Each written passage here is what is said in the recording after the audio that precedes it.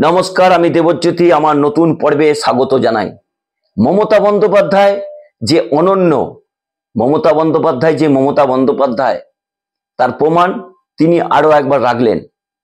कयेकदिन आगे निर्वाचनी प्रचारे तार हावाई चटी छिने गेछिलो।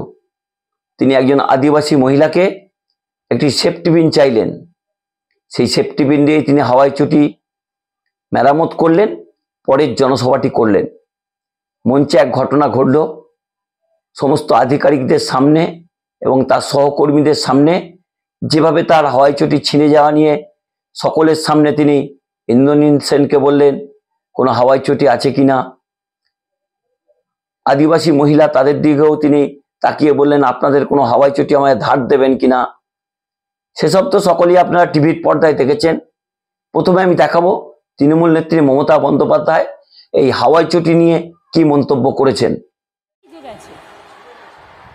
খালি পেয়ে যাবো এখন একটা সেট না আমি ওই জন্য পড়ি না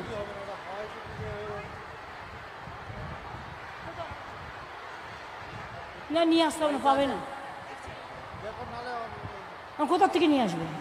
তুমি লাগাচ্ছি ইন্দোরেল তুমি সেট করো, আমি আমার জুতোটা ছিঁড়ে গেছে সেফটি পিন লাগাই হাঁটতে হাঁটতে, ওর দোষ কিছু নেই, মানে ও জুতোর যে আয়ু তার থেকে বেশি হেঁটে ফেলেছে।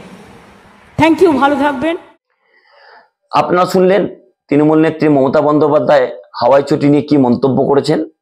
এই হাওয়াই চটি নিয়ে বহু কথা মমতা বন্দ্যোপাধ্যায়কে শুনতে হয়, তিনি কোনো কিছুরই তোয়াক্কা করেন না।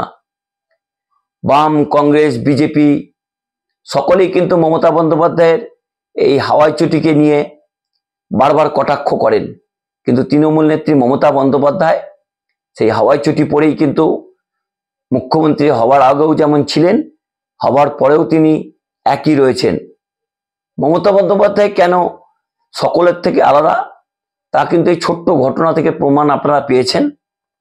তিনি যেভাবে সহজ সরল ভাষায় সমস্ত তৃণমূল কর্মী সমর্থকদের সামনেই হাওয়াই চটি চেয়ে বসলেন, তাতে তার সরলতা প্রকাশ পায়। এই জন্যই তৃণমূল নেত্রী মমতা বন্দ্যোপাধ্যায় অন্য রাজনৈতিক নেতাদের থেকে বেশ কিছুটা নিজেকে এগিয়ে রেখেছেন। এই হাওয়াই চটি নিয়ে গুঞ্জন কিন্তু আজ নতুন না, বহু কটাক্ষ তাকে শুনতে হয়। তৃণমূল কংগ্রেস কিন্তু সেই কটাক্ষকে পাত্তা দেননি।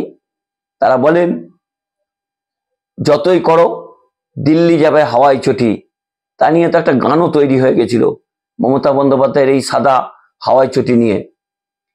তৃণমূল কংগ্রেসের পক্ষ থেকে দেবাংশু ভট্টাচার্য একটা গান বানিয়েছিলেন, যতই নাড়ো কলকাঠি দিল্লি যাবে হাওয়াই চটি। অর্থাৎ ইন্ডিয়া জোট থেকে তৃণমূল নেত্রী এখনো বেরিয়ে আসেননি, তিনি ইন্ডিয়া জোটেই রয়েছেন।